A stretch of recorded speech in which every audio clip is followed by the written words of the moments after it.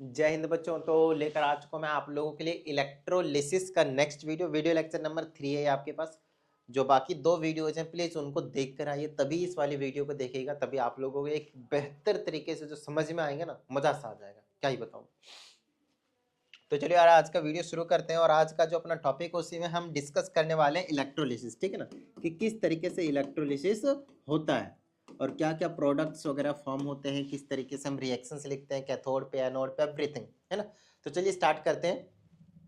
सबसे पहले अगर मैं बात करता हूं तो आज हम डिस्कस करने वाले हैं सबसे पहले इलेक्ट्रोलिसिस ऑफ, पहला आपके पास electrolysis of lead bromide. Lead bromide, ठीक है, लेड ब्रोमाइड की हम बात करने वाले हैं।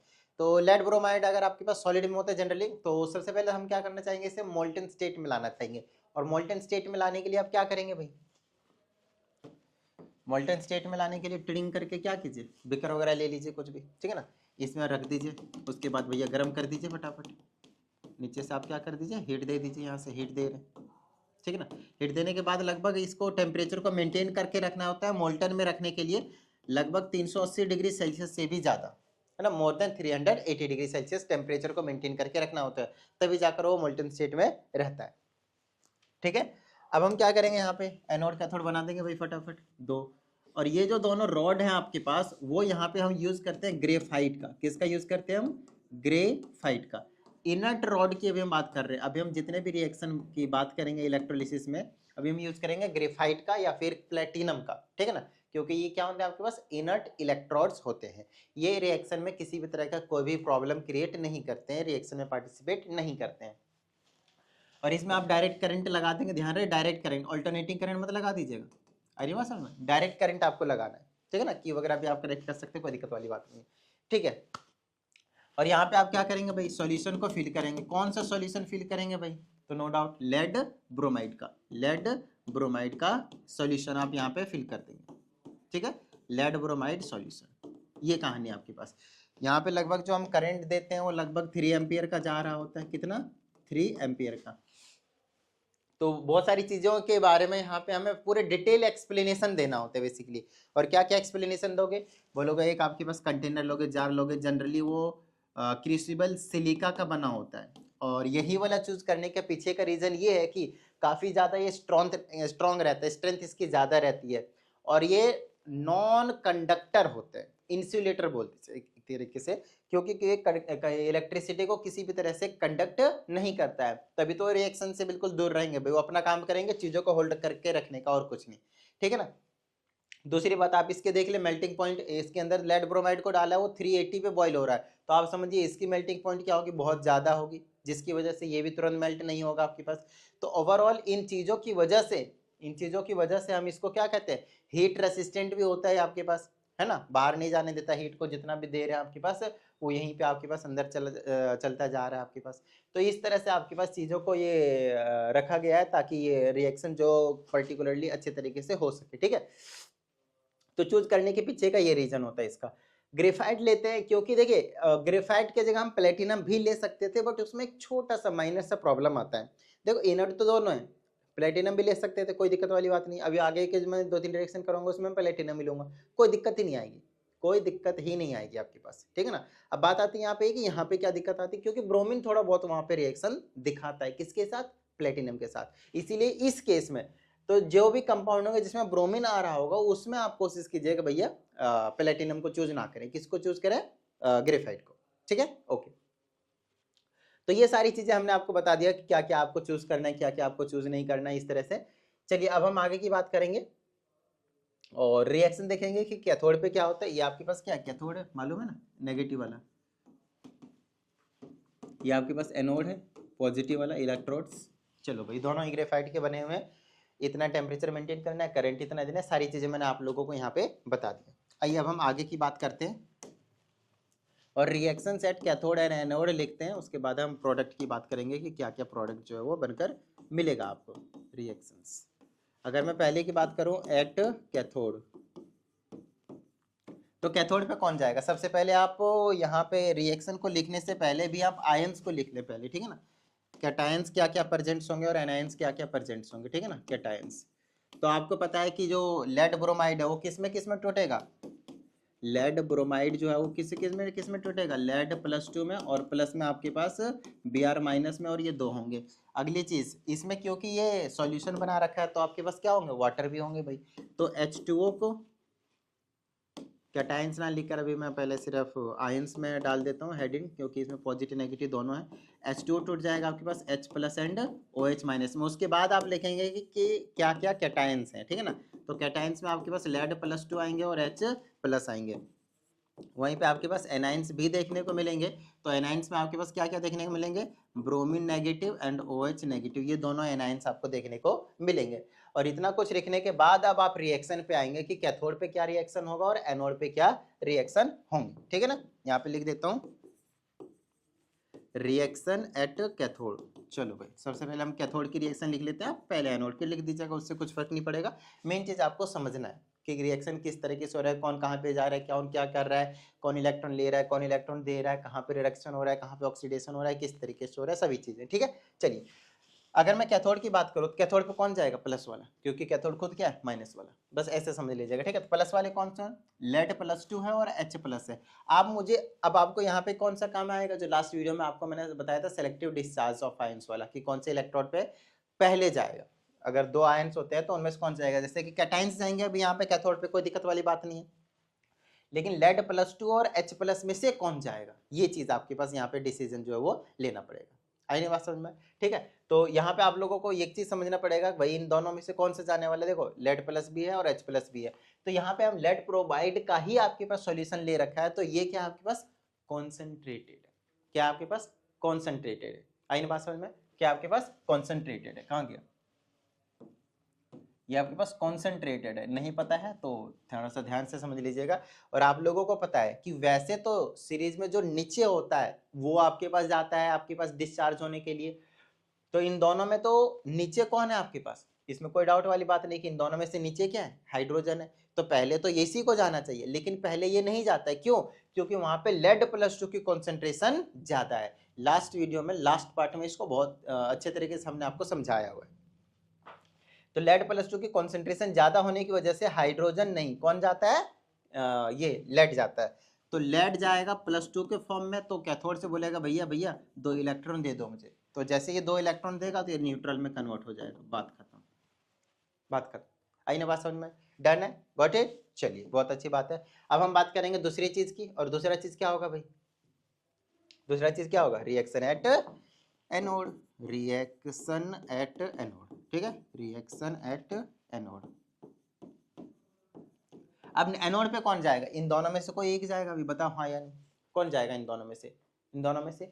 अब यहाँ पे कॉन्सेंट्रेशन किसकी है, ब्रोमीन की ज्यादा है, और साथ में किसकी है, OH की भी ज्यादा है, तो ब्रोमीन और OH में से कौन जाएगा, ब्रोमीन जाएगा। बोलो क्यों जाएगा, नहीं तुम बताओ मुझे क्यों जाएगा। वैसे तो ब्रोमीन ऊपर है, OH नीचे है, जाना OH को चाहिए, लेकिन जाएगा ब्रोमीन, क्योंकि यहाँ पे ये कॉन्सेंट्रेटेड था तो लेड की आपके पास कंसेंट्रेशन ज्यादा है, और साथ ही आपके पास ब्रोमीन की भी कॉन्सेंट्रेशन ज्यादा है। और जब कॉन्सेंट्रेशन पे डिपेंड कर रही होती है क्वांटिटी, तो उसके पास जिसकी कॉन्सेंट्रेशन ज्यादा होती है वो आपके पास सबसे पहले जाकर डिस्चार्ज होगा, ठीक है।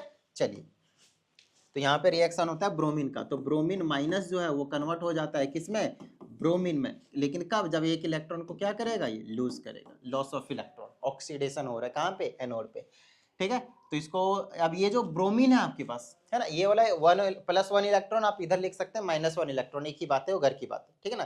तो अगर बुक में इधर उधर लिखा हो तो घबराइएगा मत, ठीक है। चलिए, आप चार्ज देख लीजिएगा, इधर भी -1 और इधर भी -1, बैलेंस्ड होना चाहिए, ठीक है। चलिए, अब देखिएगा मेरी बात ध्यान से, ये जो ब्रोमीन है वो, इसको हम बोलते हैं एक तरीके से क्या कहते हैं इसको, नेसेंट वाला, मतलब अकेले वाला, फ्री रेडिकल टाइप का समथिंग, लेकिन ये इस तरह से एग्जिस्ट नहीं करता, तो ये ब्रोमीन में कन्वर्ट होना चाहता है। तो ये इसको आप डबल कर दीजिए, ये भी डबल हो जाएगा और ये भी डबल हो जाएंगे।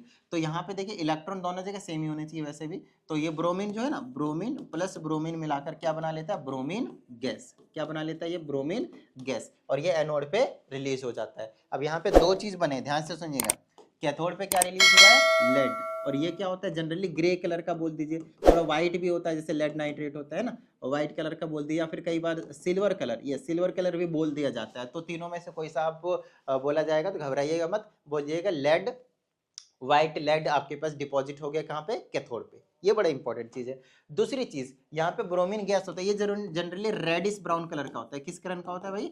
रेडिश ब्राउन कलर का, ठीक है ना। यहाँ से इवॉल्व होता है, गैस है ना, इवॉल्व हो जाता है, रिलीज हो जाता है, कहाँ से? एनोड से। लो भाई, ये पूरा आपके पास कंस्ट्रक्शन सारी चीजें हो गई किससे रिलेटेड? लेड ब्रोमाइड का इलेक्ट्रोलिसिस से। अब अगर आपसे कोई ओवरऑल रिएक्शन पूछा जाए, ओवरऑल रिएक्शन, तो आप ऐसे बता दोगे कि भाई मेरे पास लेड ब्रोमाइड था, है ना, वो क्या हमने हीट दिया, सब कुछ हो गया, तो किस में कन्वर्ट हो गया मेरे पास? लेड में, सॉलिड में, और प्लस में ब्रोमीन गैस में। उसके बाद आपको बैलेंस वगैरह तो करना आता ही है। इसको आप लिक्विड बोल देंगे क्योंकि आपने मोल्टन फॉर्म में लिया हुआ था, तो ब्रोमीन तो है, ये तो बैलेंस्ड ही है, कोई दिक्कत वाली बात नहीं। लो भाई, ये कहानी हो गई आपके पास। आई होप आपको ये जो चीज़ है वो बेहतरीन तरीके से समझ में आ गया होगा। आई ना बात समझ में? ठीक है ना, डन है, ठीक है। अब हम लेते हैं एसिडिफाइड वाटर। अच्छे से समझिएगा, एसिडिफाइड वाटर, ठीक है ना। क्या होता है एसिडिफाइड वाटर? हम सिंपल वाटर क्यों नहीं ले रहे हैं? क्योंकि अगर आपने मिनरल वाटर लिया तो उसमें आयंस होते ही नहीं, आयंस होते ही नहीं तो इलेक्ट्रिसिटी कंडक्ट होगी, इलेक्ट्रिसिटी कंडक्ट होगी नहीं तो आपको रिएक्टेंट, सॉरी, एनोड और कैथोड पे आपके पास प्रोडक्ट मिलेगा नहीं। आई ना बात समझ में? तो हम क्या करेंगे, एसिडिफाइड वाटर, एसिड डाल देंगे तो उसमें आयंस फ्री हो जाएंगे। आई ना बात समझ में? आयंस फ्री हो जाएंगे। तो हम क्या कर रहे हैं, अब की बार हम करने वाले हैं इलेक्ट्रोलिसिस ऑफ एसिडिफाइड वाटर। इसमें भी बच्चों को मतलब डाउट रहता ही रहता है, तो क्लियर कर लीजिएगा प्लीज़, ठीक है। जो भी डाउट होता है आप भेज सकते हैं इस पर, आपको प्रॉपर वीडियो सॉल्यूशन मिल जाएगा। और अगर आपको ऑनलाइन पर्सनल क्लास की नीड हो तो इसी पे आप इंक्वायरी भी कर सकते हैं, ठीक है। चलिए नेक्स्ट, अगर मैं बात करता हूँ इलेक्ट्रोलिसिस ऑफ एसिडिफाइड वाटर की। अच्छा, वाटर में हमें एसिड क्यों ऐड करने की जरूरत पड़ी? क्योंकि कंडक्टिविटी को मैं बढ़ाना चाहता हूँ। मतलब पहले था ही नहीं, मिनरल वाटर लिया था हमने, तो उसमें हमने डाल क्या दिया आपके पास? एसिड डाल दिया। अच्छा, कौन सा एसिड डालते हैं हम यहाँ पे? एसिडिफाइड करने के लिए हम यहाँ पे ना डाइल्यूट H2SO4 डालते हैं, कॉन्सेंट्रेट नहीं, क्या? Dilute H2SO4। देखिए हम यहाँ पे HCl भी डाल सकते थे, HNO3 भी डाल सकते थे, कार्बोनिक एसिड, बेटा दुनिया भर के एसिड्स हैं आपके पास, वीक एसिड है, स्ट्रॉन्ग एसिड्स हैं, तो हमने बाकी को क्यों नहीं डाला? जनरली ये दोनों जो होते हैं वो आपके पास वेपर्स इजीली बना लेते हैं, ठीक है ना। और वेपर जो इजीली बना लेते हैं उसको हम कहते हैं वोलाटाइल। अब आप एक चीज बताइए, इलेक्ट्रिसिटी देंगे, वोलाटाइल होंगे, वेपर्स बनाकर वो उड़ ही जाएंगे, तो आयंस बचेंगे क्या? नहीं बचेंगे। इसीलिए इन दोनों को यूज नहीं करते हैं। ये थोड़ा सा नॉन वोलाटाइल वाली प्रॉपर्टी दिखाता है सल्फ्यूरिक एसिड, इसीलिए यहाँ पे यूज किया गया है। इन दोनों के मुकाबले हम डाइल्यूट सल्फ्यूरिक एसिड को क्या करते हैं? प्रेफरेंस ऑर्डर में रखते हैं। और वाटर तो H2 है ही है भैया। तो आप चलो इसका कंस्ट्रक्शन कर देते हैं, अच्छे से समझिएगा कि कौन सा गैस कहाँ पे जाता है। जब वाटर को हम एसिडिफाइड वाटर को जब हम इलेक्ट्रोलिसिस कराते हैं तो हमें हाइड्रोजन गैस मिलता है और ऑक्सीजन गैस मिलता है। हाइड्रोजन गैस कैथोड में मिलता है और ऑक्सीजन गैस एनोड पे मिलता है। कैसे मिलता है, हम उसे कैसे कलेक्ट करते हैं, वही चीज अब आपको मैं यहाँ पे बताने चाह रहा हूँ, ठीक है ना। चलिए ट्रिंग करके बता देंगे भाई। चलिए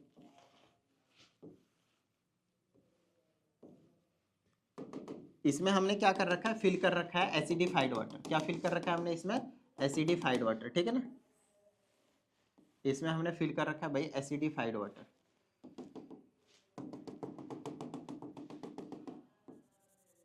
इसमें हमने यहाँ तक इस तरीके से फिल कर रखा है एसिडिफाइड वाटर, इस तरह से पूरे में, है ना। उसके बाद हम यहाँ पे क्या करेंगे, कलेक्ट कर लेंगे। इसके बाद ना इस तरीके से यहाँ पे हम हाइड्रोजन गैस को कलेक्ट करेंगे। कैसे आएगा हाइड्रोजन गैस, अभी मैं लिख देता हूँ, अभी बता दूंगा कैसे आएगा, ठीक है ना। यहाँ पे आपके पास ऑक्सीजन गैस आएगा, उसे हम कलेक्ट कर लेंगे। किस तरीके से कलेक्ट करेंगे अभी बता देंगे। यहाँ पे मैं एक कैथोड का यूज़ कर रहा हूँ, जो कि नेगेटिव प्लेट है आपके पास, कैथोड, जिसे हम कुछ और नहीं बल्कि प्लेटिनम का रॉड है। और ये भी आपके पास यहाँ पे इस तरह से प्लेटिनम का रॉड है आपके पास, ठीक है ना, कैथोड जिसे हम इलेक्ट्रोड कह रहे हैं। और ये आपके पास पॉजिटिव है जो कि एनोड से है। इधर हम कनेक्ट कर सकते हैं, इधर दिखा सकते हैं, कोई दिक्कत वाली बात नहीं। बैटरी यहाँ पे हम लगा सकते हैं नेगेटिव पॉजिटिव के लिए, बाकी कोई दिक्कत नहीं। अगर आप नहीं भी लगाएंगे जब भी, बस ये चीज़ मेंशन कर देंगे, बेस्ट है। चलिए अब ये कहानी हो गया आपके पास। यहाँ पे किस तरीके से आता है, रिएक्शन होता है, सभी किस तरह से कलेक्ट होते हैं, तो वो सारी चीजें हमें अब यहाँ पे देखना है, ठीक है ना। इसको इस तरह से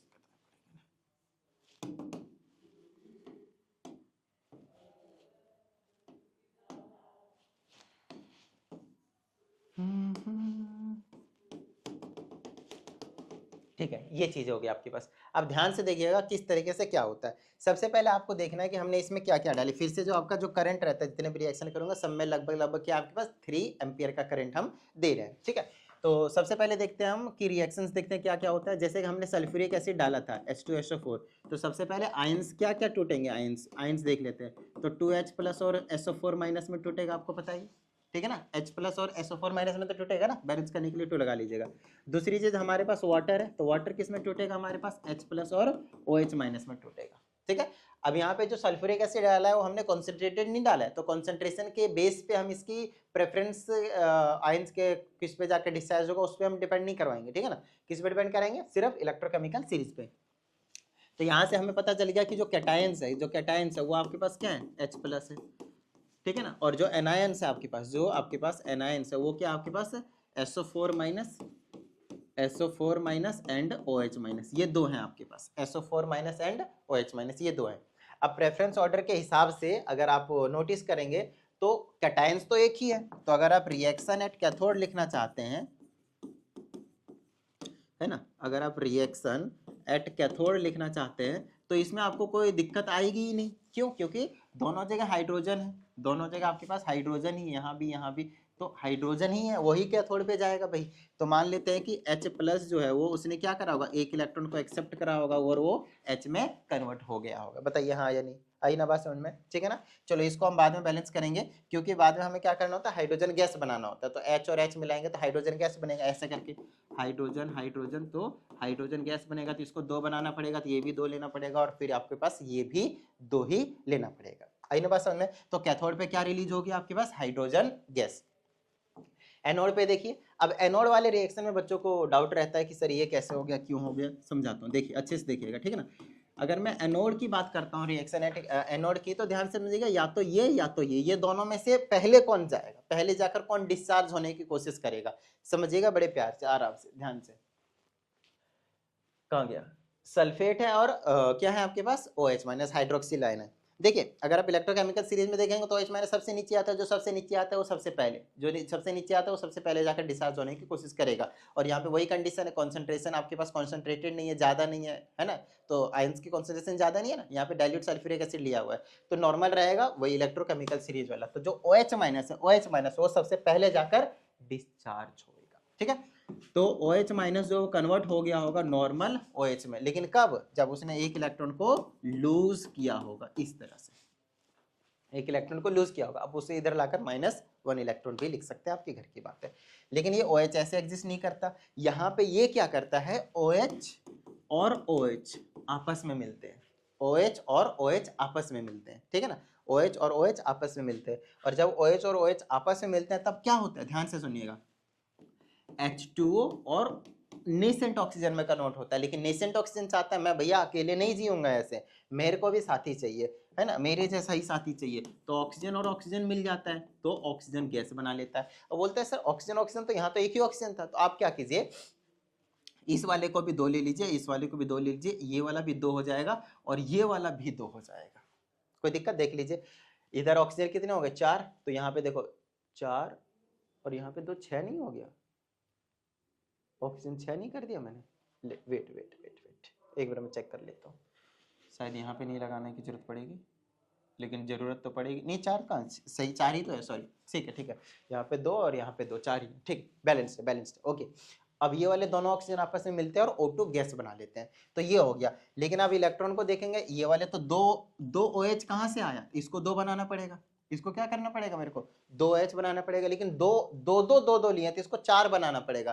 तो ये 4 OH लेते हैं, यहाँ भी 4 लिखना पड़ता है, यहाँ भी 4, इलेक्ट्रॉन दोनों जगह बैलेंस करना पड़ता है। तो यहाँ पे जो 2 लिया था इसको हमें 4 करना पड़ेगा। समझाता हूँ, देखिए अब यहाँ पे आप लिख देंगे हाइड्रोजन कन्वर्ट हुआ था H प्लस और एक इलेक्ट्रॉन को एक्सेप्ट करके,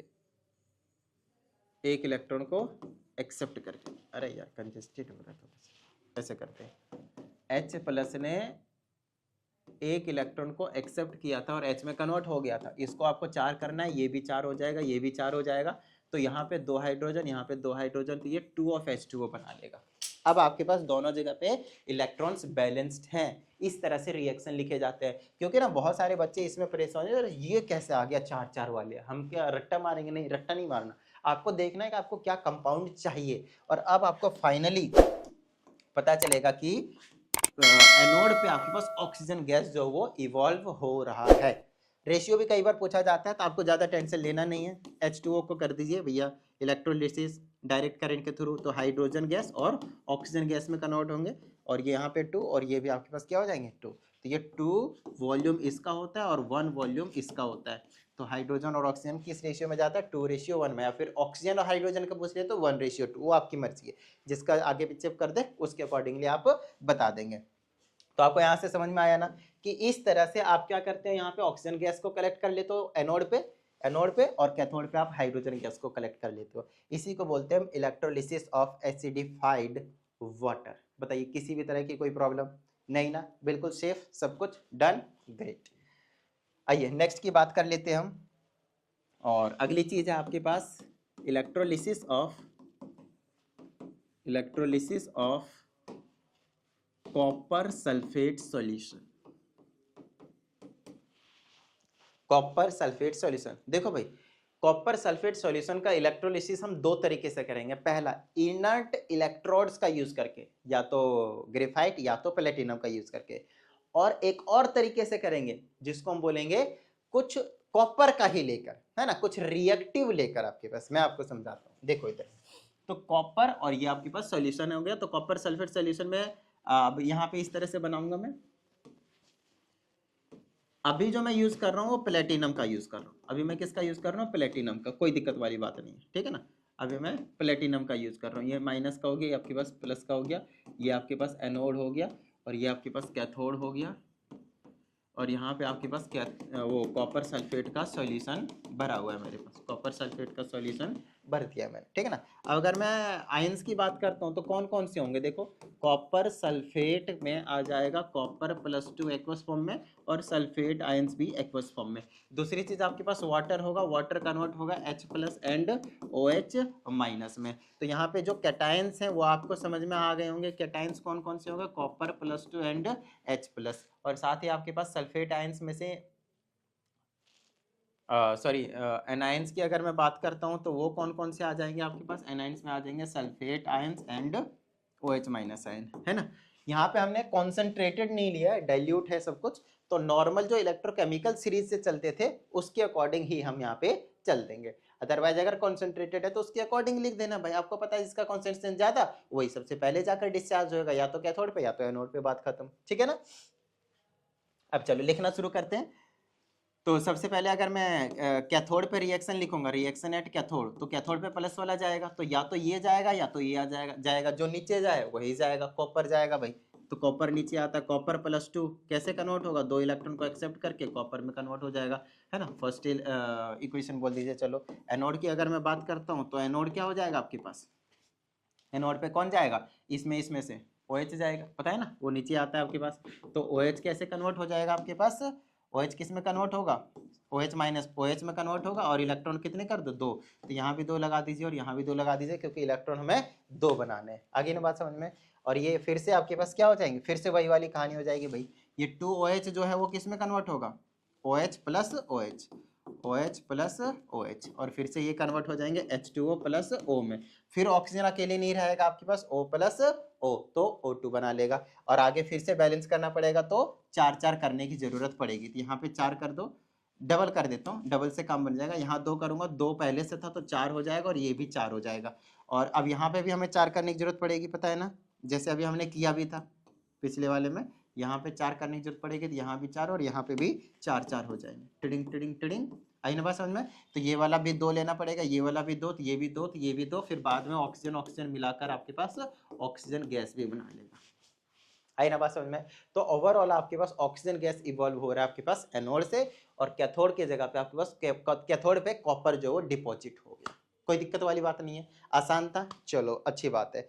अब भी 3 इलेक्ट्रोलिसिस हमने आपको करवाए, और तीनों इलेक्ट्रोलिसिस में आपने एक इंपॉर्टेंट चीज नोटिस करी कि कुछ ना कुछ जाकर कैथोड पे डिपॉजिट हो रहे हैं, या फिर रिलीज हो रहे हैं गैस के फॉर्म में, और कुछ ना कुछ एनोड पे जा रहा है, और या फिर वहां से कुछ रिलीज हो रहे हैं। अब बात आती है सर ऐसा क्या होता है, कभी ऐसा भी हो सकता है क्या कि कहीं पे कोई जाए ना? हाँ ऐसा भी हो सकता है। देखो इधर मैंने सेम अभी अभी जो तीसरा वाला करवाया ना, इलेक्ट्रोलिसिस ऑफ कॉपर, यहाँ पे लिख देता हूं मैं, electrolysis of copper sulphate solution, copper sulphate solution with copper as electrodes. लो अब मैं जो इलेक्ट्रोड्स है याद करो, प्रेफरेंशियल और या फिर selective discharge of ions at anode और कैथोड जब हम बात कर रहे थे तो उसको हमने 3 फैक्टर पे डिपेंड करवाया था, अगर आप लोगों को याद हो तो। पहला था आपके पास कि इलेक्ट्रोकेमिकल सीरीज पे पोजीशन क्या है आपके पास आयंस के, है ना, कैटायन और एनायन के। दूसरा था आपके पास कॉन्सेंट्रेशन ऑफ आयंस कितना है सॉल्यूशन पे, उस पे डिपेंड करता था। इन दोनों चीजों का तो आपको हमने लास्ट वीडियो में आपको डिस्कस करवाया था, और यहाँ भी हमने अभी डिस्कस किया। लेकिन अगर मैं तीसरे की बात करूं जिसपे डिपेंड करता था नेचर ऑफ इलेक्ट्रोड्स, तो पहले तो हम क्या ले रहे थे, पहले हम क्या ले रहे थे, इनर्ट ले रहे थे। तो इनर्ट वाले में तो कोई दिक्कत वाली बात नहीं भाई, अरे बस में कोई दिक्कत वाली बात नहीं। लेकिन अब हम इनर्ट नहीं ले रहे हैं, एक्टिव मेटल्स का ले रहे हैं, कॉपर का ले रहे हैं। तो अब क्या चेंजेस देखने को मिलेंगे, कैसे इस पे डिपेंड करता है, वही चीज अब हम डिस्कस करने जा रहे हैं। तो आओ फटाफट हम आपको समझा देते हैं। सब कुछ वही रहेगा, लेकिन ये जो इलेक्ट्रोड, ये जो रॉड है आपके पास, अब की बार इसको हमने कॉपर का बना दिया, और ये भी आपके पास कॉपर का बना दिया है। और ये आपके पास माइनस का हो गया, ये आपके पास प्लस का हो गया, प्लस वाला एनोड का कर देना, और माइनस वाला आपके पास कैथोड का कर देना। कोई दिक्कत नहीं भाई, यहाँ तक डन है, ठीक है, ओके।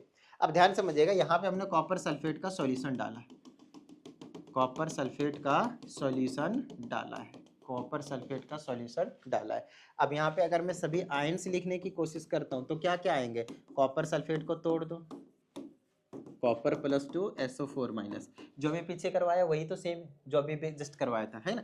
अगली चीज वाटर को तोड़ दो, तो आ जाएगा आपके पास H+ और OH माइनस में, H+ और OH माइनस में, कोई दिक्कत नहीं आता, ठीक है। आगे देखिए, अब ये आयंस हो गए, तो इसमें से हम सिलेक्ट कर लेते हैं पहले कैटायंस, जो कि एक कॉपर +2 है और साथ में आपके पास H+ है। और अगली चीज है आपके पास SO4 माइनस। अगर मैं एनायंस की बात करता हूँ, SO4 माइनस 2 और साथ में आपके पास OH माइनस। चलो अब हम भेजना शुरू कर देते हैं, क्या करते हैं हम यहाँ पे भेजना शुरू कर देते हैं।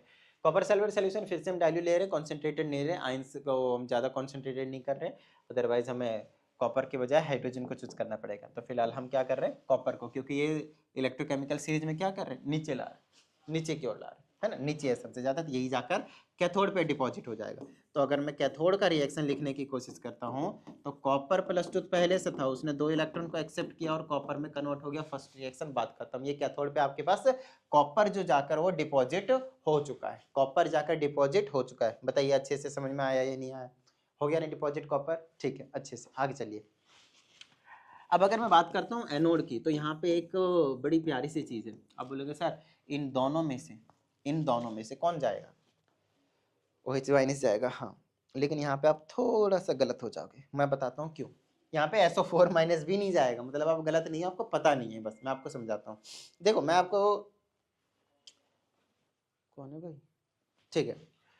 तो कॉपर +2 ये तो कन्वर्ट हो गया, कैथोड का रिएक्शन हो गया, लेकिन एनोड में क्या होता है, देखिए क्या अब की बार हमने यहाँ पे इनर्ट इलेक्ट्रोड को रखा है, अच्छे से बताइए देखकर, क्या अभी हमने यहाँ पे इनर्ट इलेक्ट्रोड को रखा है, नहीं सर, आपने तो इनर्ट इलेक्ट्रोड को नहीं रखा है। अब की बार आपने एक्टिव इलेक्ट्रोड ले लिया, कॉपर ले लिया, जिसका सॉल्यूशन उसी का रॉड, ठीक है ना। तो इस केस में जैसे जब जिसका सॉल्यूशन उसी का रॉड, उस केस में, इस केस में खास करके पर्टिकुलरली जो कॉपर है वो ज्यादा इजीली इलेक्ट्रॉन को लूज करते हैं एज कंपेयर टू ये दोनों। आप एक बात बताइए, अगर ये जाता या फिर ये जाता, कोई भी जाता इनमें से, वो जाकर यहाँ पे एनोड के पास करता क्या, इलेक्ट्रॉन को लूज ही तो करता और अपने नॉर्मल फॉर्म में आता, न्यूट्रल होने की कोशिश करता। बिल्कुल हाँ सर, यही तो होते जा रहा है, अभी तक 3 रिएक्शन करवा दिया हमने आपको, ठीक है। लेकिन आपको मैं बता दूं, copper +2, copper at anode loses electrons more easily more easily as compared to फिलहाल कौन जा रहा है, कोई सा भेज दीजिए, कोई दिक्कत वाली बात नहीं। OH माइनस जाता वैसे तो OH minus, so neither SO4 minus or OH minus will move towards anode. लो भाई, इनमें से कोई सा वहां जाएगा नहीं, और जाएगा नहीं तो कोई भी प्रोडक्ट का फॉर्मेशन नहीं होगा। लो भाई ध्यान से समझ लो, मतलब कैथोड पे तो कॉपर डिपॉजिट हो गया, लेकिन एनोड पे आपके पास किसी भी तरह का रिएक्शन नहीं होगा। समझ में आ रही है ना बात? आपकी बार एनोड पे किसी भी तरह का रिएक्शन नहीं होगा तो वहां पे कोई भी प्रोडक्ट फॉर्म नहीं होगा। बताइए, किसी भी तरह की कोई प्रॉब्लम नहीं ना? मेरे हिसाब से तो देखो यार, नहीं होना चाहिए, है ना। एक वीडियो और बनानी पड़ेगी इलेक्ट्रोप्लेटिंग की, है ना, जहाँ पे आपको इलेक्ट्रो रिफाइनिंग के बारे में समझाया जाएगा। उसके बाद ये जो चैप्टर आपके पास कंप्लीट हो जाएगा, और मेरे हिसाब से अब आप लोगों को इलेक्ट्रोलिसिस में किसी भी तरह का कोई भी जो डाउट है वो नहीं होना चाहिए। और चलिए, उम्मीद करते हैं इस वीडियो में जितनी भी चीज़ें बताई गई हैं सभी चीज़ें समझ में आ गई होंगे आप लोगों को। और अगर ऐसा है तो फटाफट वीडियो को लाइक कर दीजिए। साथ ही अगर आप इस चैनल पे एक नए स्टूडेंट है तो चैनल को सब्सक्राइब करके बेल आइकन को जरूर प्रेस कीजिएगा। चलिए मिलते हैं अगली वीडियो में, प्रैक्टिस करते रहिएगा। जय हिंद।